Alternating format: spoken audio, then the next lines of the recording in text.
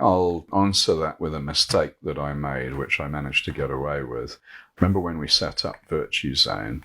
It was we literally launched it from the study in my house, and then quite rapidly moved to an office at the Walk. And I said, you know what? I'll get an accountant when I need to do my accounts, and I'll do my accounts when I want to sell the business. Welcome to Firegrinders, a show about innovators, entrepreneurs, and the stories behind the movements they built. We're Sash and Chris, and on today's show, how establishing a business here in the UAE can be done the smart way. Whenever I think of starting a business here in Dubai, I get overwhelmed with all the paperwork and crazy costs associated with setting up the license. Which brings us to Neil Petch, who wanted to make it easy for anyone to set up a business here in the UAE. When he started out 11 years ago, he would have never imagined that this would become the largest, fastest growing company formation specialist here in the UAE. Let's dive into that conversation with Neil Petch. Neil, it's great to see you again. Welcome to the offices, Sash. It's good to have you back in our offices. Thank you so much. I really appreciate your time. So let's walk through your early life. I mean, what I've read in your biography is that you've traveled around the world as a kid. What was that like? In my biography, that makes me sound famous. Fantastic. Well, it was quite a start, actually. I was born in Wilmslow in Cheshire, just outside of Manchester. I'm that rare species, someone born in Manchester that supports Manchester United. But 6 weeks old. Devils. Yeah, 6 weeks old. My mum picked me up, took me on a plane. We flew to London, then we flew to Rome, then we flew to Libya, then we flew to Entebbe in Uganda, and finally we arrived in Nairobi, Kenya, where I've lived twice and where I got my love of Africa. Got it. And before I was a year old, I'd also lived in the Bahamas and New York, so I had quite a range of places before I was a year old, all courtesy of my father, who worked in the aviation industry. And I suppose travel has been in my blood ever since then. You know, our family, we lived all over the place by chance, a lot of the time in Africa, lived in Bahrain in the early 70s, and, you know, have always loved it and encouraged my children to do it, and indeed any of my staff as well, because I think it just teaches you so much. Of course. It teaches you to be worldly. I can't claim to be the most mature 53-year-old you'll ever meet, but perhaps one of the most worldly. Awesome.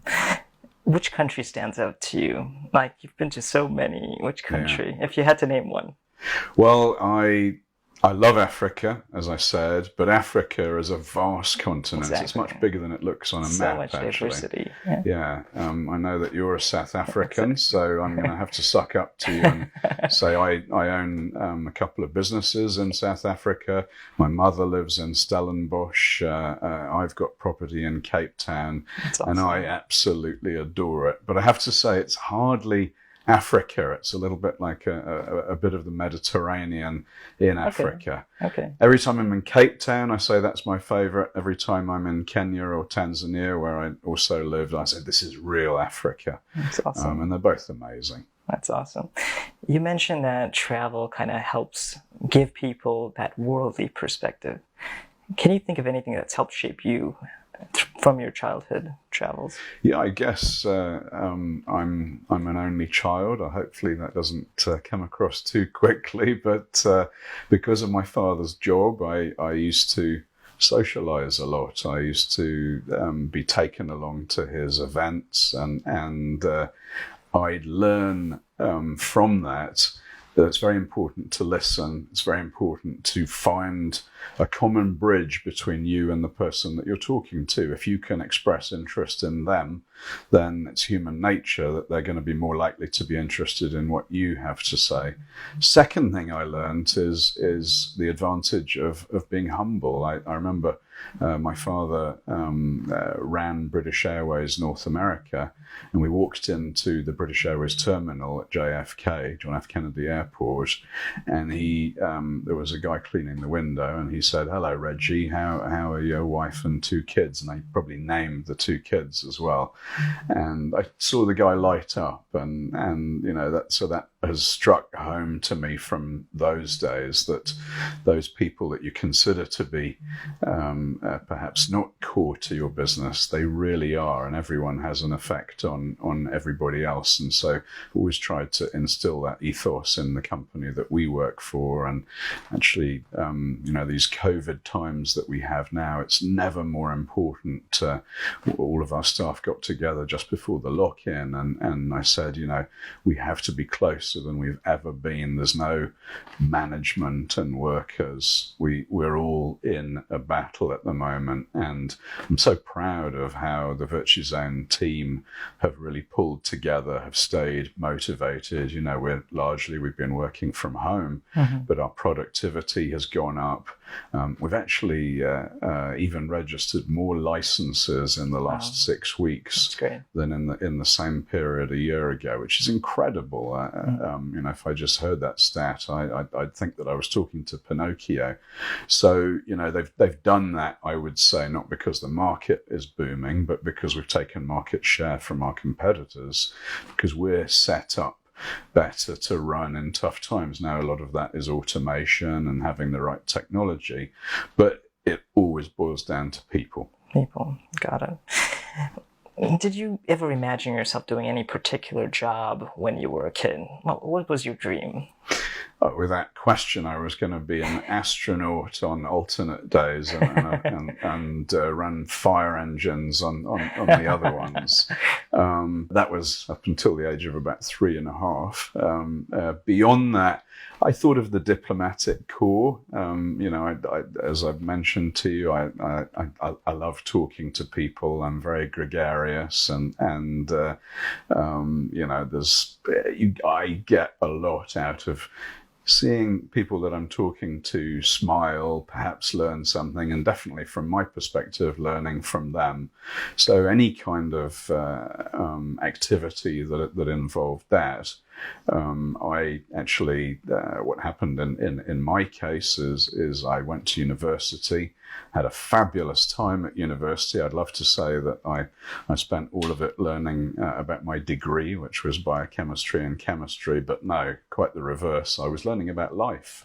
I was learning, as I say, how to get on with people, how to be confident, how to deal with life situations.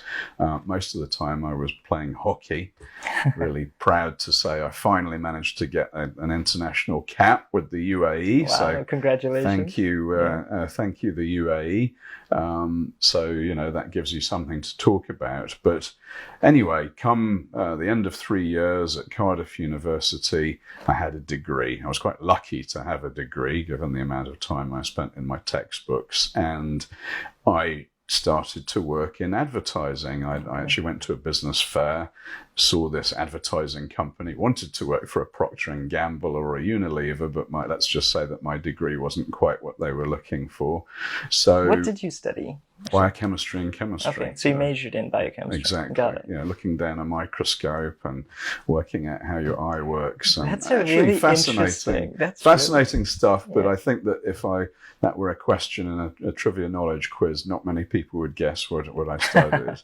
Yeah, advertising sounded really cool. If you've seen the series Mad Men, you'd be like, yeah, get into that. And I remember I actually had a second interview in London, and the lady that was interviewing me gave me a file of facts, which, Sash, you probably don't even know what a file of facts is, but ask your dad. Have to admit. It's like the note section of your smartphone, except with paper and a pen. Got it. Anyway, so she gave me one of these and said, sell it to me. Okay. Well, I thought, I've got no idea why she's telling me to do this, but okay, I did it and I managed, I got lucky. And of course, advertising, a large component of that is selling the advertising space in magazines, on radio and television. So I fell into advertising, had a great time in London, and then came out here and set up a company called ITP. Then in those days, gosh, it's 26 years ago, so there were two of us. We had two magazines. We grew it to 600 people, 70 magazines, a bunch of websites, and so, right place, right time. But it's just been a privilege, an honor, and definitely could write a book about the experiences of the last quarter century here. That's really interesting. Why Dubai, of all places? I mean, from what I've read, you've been here for a really long time. You've seen the entire country develop. Why Dubai, and what was that experience like? Well, when I first came here, I have to be honest with you, if you told me to put a pin in the globe as to where Dubai was, I might not have been able to guess. I'd lived in Bahrain briefly, and when I had lived there, I'd had the Emir of Bahrain had given my father, myself and my mother a watch each. I had a gold Omega from the Emir, and so I guess I assumed that's what happened in the Middle East when you arrived, so that was probably in my blood. But whilst I haven't had another watch, I have to tell you that what the country has given me has been spectacular. I mentioned right place, right time. When I came here, the Sheikh Zayed Road was not called the Sheikh Zayed Road, it was the Abu Dhabi Road, and you could pretty much do a U-turn in the middle of it. Oh my gosh. I live on the Palm now, and of course, that would have been, I would have been drowning in the ocean in those days. It's just what this country has done in such an incredibly short space of time. It took London, it's still taking London 150 years to sort out its metro system, and divided it in a couple of years. It's, I think it's to the business owners out there, I think there's a real lesson actually at the moment. We're seeing how different countries and different governments and different leaders react to this crisis. Same thing in businesses. And for me, one has to listen to one's people, to the population, but sometimes you need to make difficult decisions. Sometimes you need to be a leader. You need to make that decision that might not be the most popular thing on that day, but you're doing it because you have a vision. And that's what Sheikh Mohammed and Sheikh Zayed have always shown over the years, that they have the bravery to make those decisions. And you see in their popularity and in how much has been achieved with, relatively speaking, such little resource, that it's the right way to go. So, I try and take lessons from the country and in terms of how we run the business. And that is one part of it, which is one should seek to gain respect rather than perhaps friendship. I love being friendly. I'm occasionally perhaps too soft, but it's very important that respect is there first and foremost. Got it.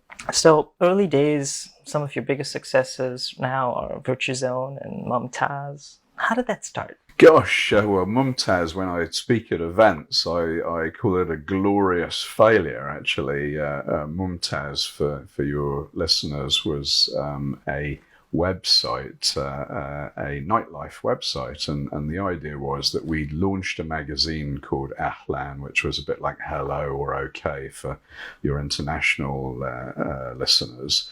So we'd take pictures of you at a society event, and then we'd say, what's your name? You'd say Sash, and we'd write it down, and the picture would come out next to hopefully Tom Cruise or Nicole Kidman, and your name would be spelt perfectly. Now try and do that in a nightclub at 2 in the morning with the music blaring. It's not so easy. So we were trying to work out, this is pre-Facebook, how we could get you to write your own name on your photo. This was, we'd call it tagging now. Well, tagging as a term didn't exist then. So we had a development team in Bangalore who were working on being able to get people to tag their own photo. Wow. And we were so close to achieving it. Mumtaz had branches in Dubai, Abu Dhabi, Beirut, Singapore, Rio de Janeiro, and Moscow. Wow. So we were going, we had a global business, having quite a lot of fun with it because it was in an interesting industry. And we were so very, very close. And because we were so close, we kept on going. And that taught me a lesson, which is it wasn't my main job. It wasn't my main source of income, but it was a kind of bit of a passion project. But I didn't throw myself into it. I didn't focus on it because I didn't have to. So I ended up spending a whole heap of money. And it failed, but it taught me how to deal with failure. It taught me to focus, and it's given me a story to tease myself anytime I get too big for my boots. Yeah.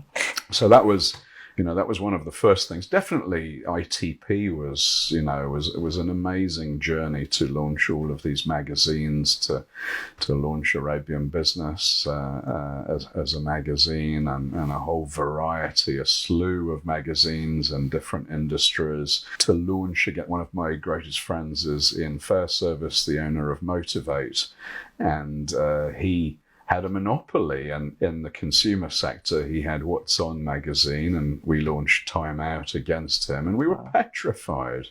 And that's another lesson for business owners. There's always a niche that you can find. If you think, everything's done, no, there's always an opportunity. And right at the moment, for business owners, these difficult times do give us opportunities, whether it be, investing in bread making equipment or anything to do with garden or household furniture. There are things that people are going to be spending more money on. And if you have an existing business that has operational excellence, then you're going to be very likely to be able to take market share. And when the bounce comes back, and it will, you're going to be in an ideal position to come back infinitely stronger. But manage your cash. Don't hide your head in the sand. Be aware that this situation is not going to go anytime soon. Plan for it, hope for the best, assume for the worst. So these are all lessons that I picked up along this way. ITP was, it brought us a huge number of fascinating people, standing next to Imran Khan, the now leader of Pakistan, as he kindly helped us do a charity event at Nad al-Shiba, playing golf with Sir Alec Ferguson, being interviewed by Piers Morgan. These are all things that kind of makes the head swell for someone that likes the sound of his own voice. But, it also does teach us that celebrity is a form of marketing. And at Virtuzone, it's very important to us that our customers know us and trust us. And there's a lot of options out there if you want to set a company up. So we want to make sure that we are, that we're the thought leaders. So if you think of entrepreneurship, if you think of wanting someone to invest in your business, hopefully we're one of the first brands that springs to mind. Yeah, let's actually focus on that a little bit. Assume there are entrepreneurs out there, people wanting to just start up, specifically in this region. What are some of the most important considerations? Well, the first thing I'd say, you'd imagine I'd say, get a license from Virtuzone. The first thing is don't jump too soon. Yeah. It's an awful lot harder than you expect. Great thing about the UAE is incredibly entrepreneurial. We are, if I can generalize, a typical Englishman is not as entrepreneurial as the society that I moved into here in Dubai, which is brilliant Sindhi mines, amazing Middle Eastern mines, and it's that whole smorgasbord of entrepreneurs. When you're working in your current role, start to look at things, and you are able to do both. And as humans now, we spend so much time vacuously looking at our Facebook or Instagram, put a bit of that time into bettering yourself, whether it be a language, whether it be a skill, or whether it be launching a business or investigating it. So when you're investigating it, to come back to your question, research it, find friends, find mentors, perhaps, in the family or your parents' connections, and go and ask them, because people don't mind being asked as long as you're polite. If you don't ask, you don't get. So, find some connections that add strategic value, that can tell you what to do, and very importantly, what not to do, because the biggest way that you can make money is save money by not throwing it down the loo. So that would be my first piece of advice. Once you've done your research, then it's always that juggling act between wanting to do it all yourself, wanting to have 100% ownership, and diluting, bringing in both money and hopefully strategic support. And if I were to generalize, I'd say to you, go for the latter. Don't hold on to it, because cash is king. Cash is incredibly important. And secondly, if you're running a race, don't run with one hand tied behind your back. You might happen to be, for example, brilliant at getting on with people and selling, but you might be disorganized. I'm speaking about myself there. Okay, so when you're recruiting your team, don't look for someone you like. Look for someone who has complementary but differing strengths to your own. So that is incredibly important. Got it. I noticed that there are so many different options when somebody is actually ready to set up a license. Since you're the specialist, what are the different kinds of licenses that people get to choose from here? Yeah, well, we're very lucky to that respect, because you're quite correct. There are 54 free zones, there are 7 mainland jurisdictions, there are all manner of offshore companies that one could set up, and that's before you've even got started. So it's a complex minefield, and it's very easy in the UAE. Once you're established, if you were listening to ICE on Emirates, you'll hear, unfortunately for you, me pontificating about how that Dubai has the genuine opportunity within the next 12 months to be the startup capital of the world. And what I meant by that is, once your company is established, there's no better place to operate. Firstly, 100% of your revenues you can reinvest in your company's growth. Secondly, there's a great pool of brain here. So recruitment-wise, it's very good. People feel safe. People have a good lifestyle here. People stay. They don't jump between companies. So as an entrepreneur investing in your business, there's a lot of ticks in boxes that make this a very encouraging thing for you.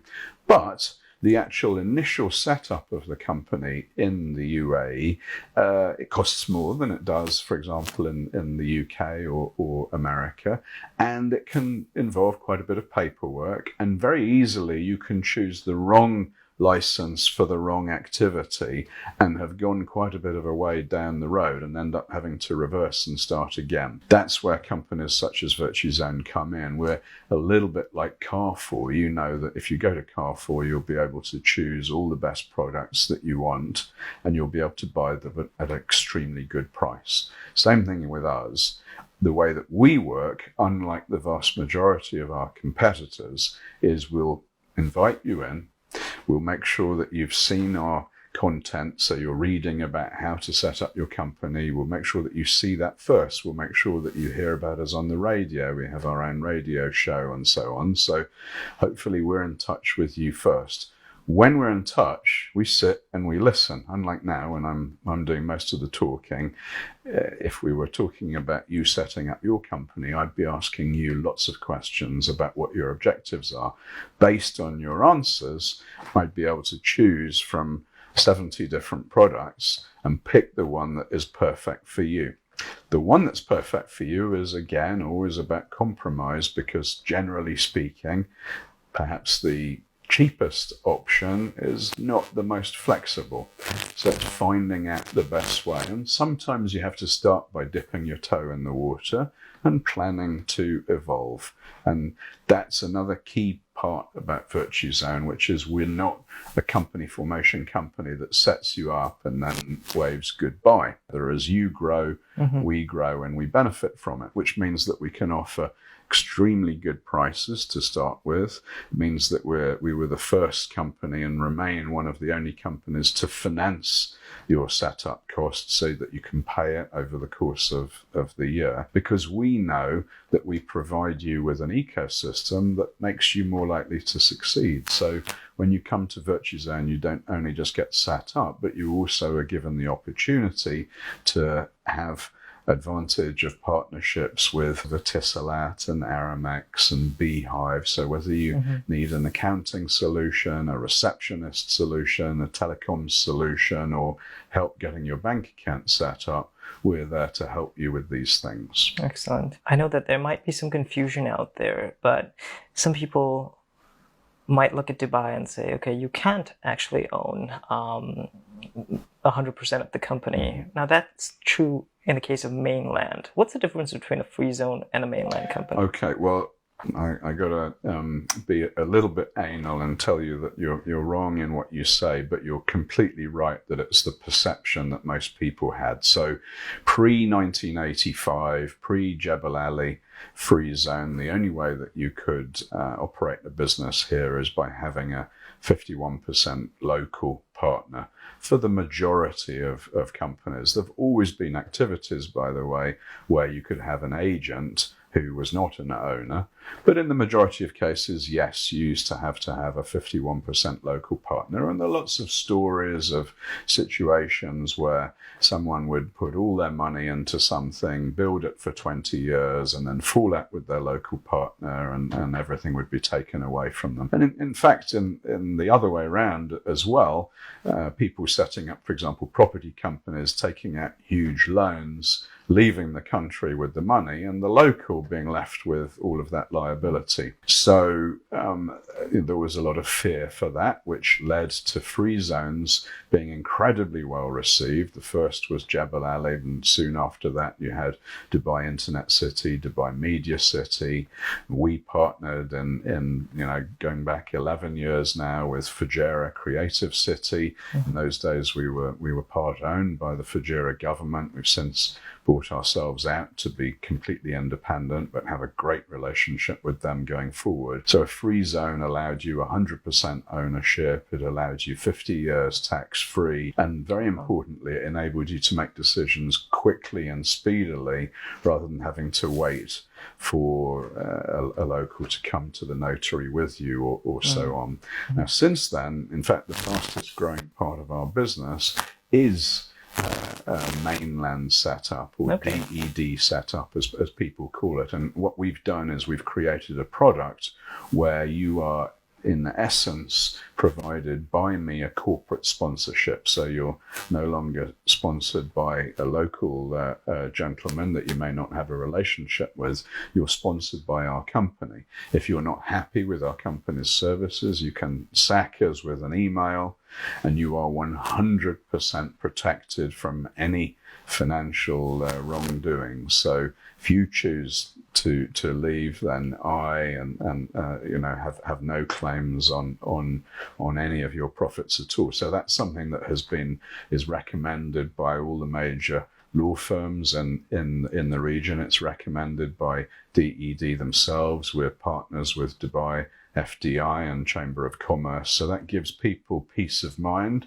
but it does give them access to, I think there are something like 3,500 activities in DED that cover absolutely everything. So, for your listeners from other countries, you simply would not be able to run a restaurant in the center of Dubai using a free zone license. Got it. Unless it happened to be in DIFC, for example, which is a free zone by itself. So there are certain activities where you have to have a mainland license.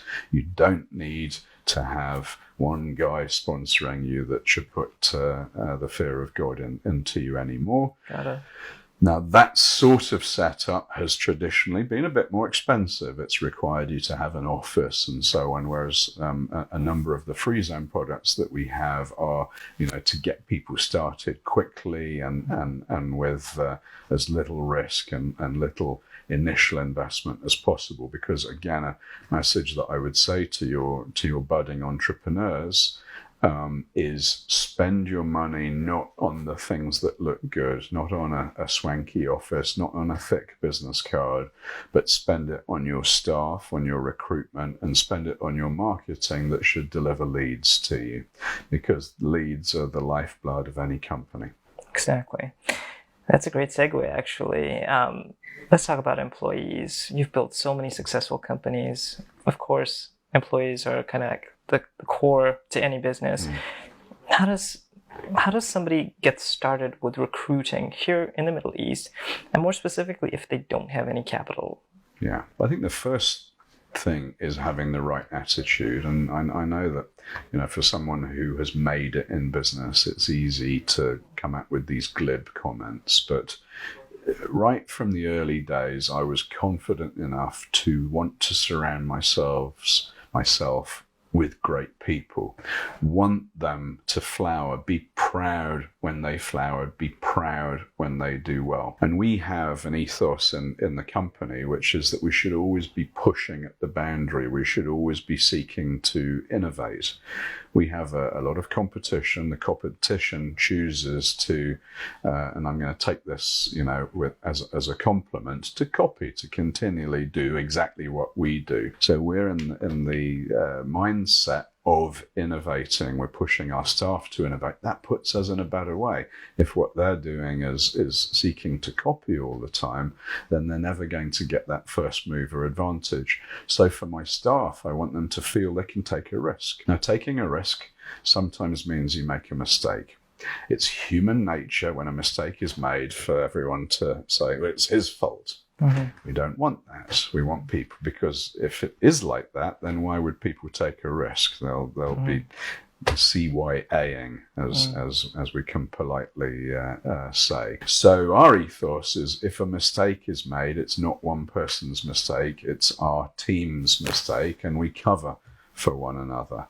And it's easy to say that, it's a lot harder to deliver it. I think that we've achieved that, and I think that is incredible. Now, coming to the recruitment that you asked, recruitment companies are there for a reason. A lot of people would say, well, I'll find someone from my personal network.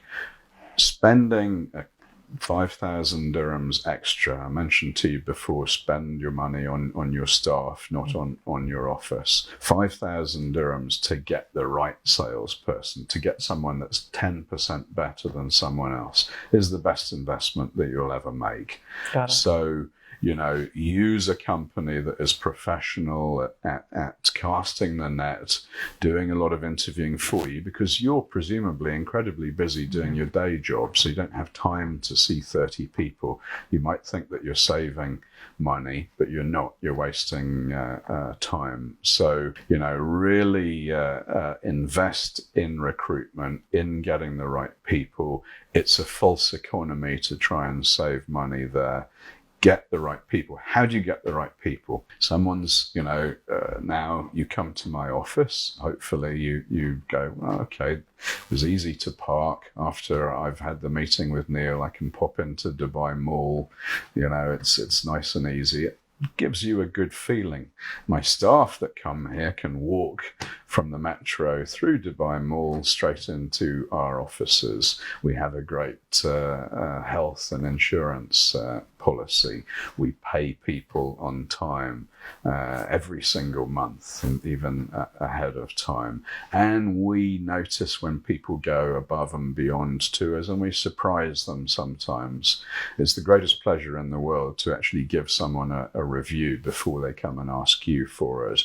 So all these things are are investing in creating the right environment that motivate your staff, that make them want to push, that make them, because, you know, we are very entrepreneurial here. We have 350 companies set up a month. So by definition, a lot of our staff are going to be thinking about going and doing something themselves.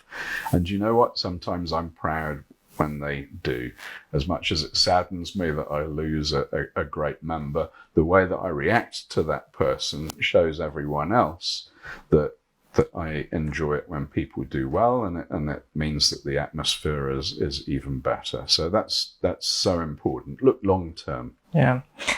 Last question, kind of difficult for lots of people, finance. How does somebody fund the start of a business here? It's really expensive. Of course, your biggest overhead is salaries and recruitment, like we mentioned. How does that work? Well, I mean, I'll answer that with a mistake that I made, which I managed to get away with. Remember when we set up Virtuzone? You know, it was, we literally launched it from the study in my house, and then quite rapidly moved to an office at the Walk. I said, you know what? I'll get an accountant when I need to do my accounts, and I'll do my accounts when I want to sell the business, so that I can show them that I'm making such and such a profit, and give me a multiplier on that. Well, that was the most stupid thing in the world to do. I was essentially, you know, we launched a product that was incredibly well received, and we were selling like hotcakes, and not literally, but virtually throwing the paperwork in the corner. We'll deal with that later. And what happens, it's quite easy to launch a business in some respects. The growing pains are actually more difficult. After a year, you have an opportunity to grow. Perhaps you need to invest in some equipment. Perhaps you need to recruit a couple of extra staff, and you need a loan to do that. And you have a great business plan to show how you're going to spend the money. And you go to the bank, and the bank says, can we see your audited accounts, please? And you say, so build the foundations right from the start. Set yourself to have global standards. Now, the great thing about Virtuzone again and technology is that it allows previously what only large corporations had to be within the reach of startups. So, for example, outsourcing your accounting services, it's so important immediately, you know, now that we have VAT here, to have these things ready. Actually doing your accounts, I didn't realize, you know, keeps the entrepreneur in check, the guy that says, let's spend because the money will come in tomorrow. Well, you have to have cash flow management. So it forces you to be more clever. And because we encourage the companies that set up through Virtuzone to do that, companies that have set up with us have a better reputation with the banks than perhaps others, and as such are more likely to be listened to by the banks. And, you know, having an operational bank account is absolutely key to, you know, the number of people who've come to us so that we can fix a problem that another agency has created for them because they set up their license perhaps with the wrong activity. A classic is general trading. It's all encompassing and they're told it's wonderful, but it makes it much harder to set up your bank account. If you don't have a bank account, then of course you can't send invoices and receive and make payments. So you can have the most brilliant idea in the world, but everything dries up. So, you know, that's very, very important. And as I mentioned, finance in terms of the actual startup costs. You know, when you start, maybe you need to buy 5 laptops for your sales team. What we try and do through our partners is allow you to pay that over the course of the year, which is just not available anywhere else at all. Anywhere else, you'd have to walk into a Sharaf DG or a Virgin and buy your laptop for yourself. And that's money that you could be spending, as I mentioned, on getting leads in, on demand generation, which is much more important. So it's prioritization. It's having your accounts in place. It's not getting ahead of yourself, not getting too excited, and trying to look forward. Yeah. If you were to hire somebody applied and wanted to work at Virtuzone, what on their CV would make you go, wow, I really want to meet that person? Yeah, you know, I was talking to my sons about this recently, and look, the CV gets you in the door. maybe I'm wrong in the way I look at things, but it just gets you in the door. If you see a Cambridge, Oxford University, Harvard, you notice it. Nowadays, the number of people, there are more people in China studying English than live in the United Kingdom. Competition is getting tougher and tougher and tougher. So pure academic qualifications don't cut the mustard. Life experience. We started this interview talking about me traveling around the world. I've had the honor and deep privilege of being able to climb Kilimanjaro, canoe down the length of the Zambezi with my sons, and it's not only a bonding experience, but it really teaches you quite a few things. Yeah. And so that sort of thing, if I see that on a CV, it will resonate with me. But really, it's seeing the person. So they've got through the door, the CVs help them, and it's then how they handle themselves in the interview. And the qualifications and so on are, for me, infinitely less important. I'm looking for someone that's verbally dexterous, someone that can listen, someone that can demonstrate that they're confident without being arrogant. So these are easily the most important things to me.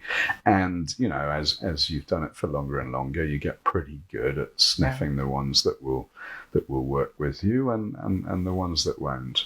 That's awesome. Thank you so much for your time. I really do appreciate it. If somebody's ready to get started with Virtuzone, where do they go to find out more about you? How do they get started? Well, you did a pretty good job, I've got to say, Sash. So the first thing I would say is, guys, be set up before you want the job. So use the likes of Blue Brain, right? So we've got to look after each other here. Get intern positions, do some research. I fell into what I'm doing and I was extremely lucky, but don't depend on luck. So do your research to start with. So the whole process starts much earlier than we think it. But beyond that, go for it. You've got to, I think that try and, if you're the sort of person that just says, let's jump across the river, which is me, make sure that you've got someone else that says, well, what happens when we jump and how are we going to get the supplies across? And so build a team and don't allow ego to get in the way of realizing what is good. But also stand up for yourself. It all depends on our attributes. I'm perhaps overly polite, but the other side of being overly polite is you don't tell someone something that they need to know. And if you don't tell them, how can they improve? So be able to analyze yourself, be confident in your own abilities, but aware of your weaknesses. For those of our listeners who are ready to, of course, start their businesses, where do they go? Do you have a website? VZ.ae. We have very few websites just with 2 letters, victorzulu.ae. And we're on all the social media as Virtuzone. We're all over all of those, and increasingly more and more of our leads come from there. And of course, if you're in Dubai, please visit us in our offices. We serve a mean coffee when we're allowed to, and we're right next to Souk Al Bahar and Dubai Mall, so not the worst location in the world. But Sash, thanks so much for coming in, and very best of luck with your venture, by the way. Well, ladies and gentlemen, Neil Petch. Thanks, guys. And thank you for listening to the show this week. You can subscribe wherever you get your podcasts or on firegrinders.com. It's now time to hear what you're building. Send us a tweet at Firegrinders so that we can feature your story at the end of next week's episode. Our show this week was produced by Blue Brain Media and edited by Chris Fair. Thanks also to Virtuzone for making this interview possible. We're Sash and Chris, and you've been listening to Firegrinders.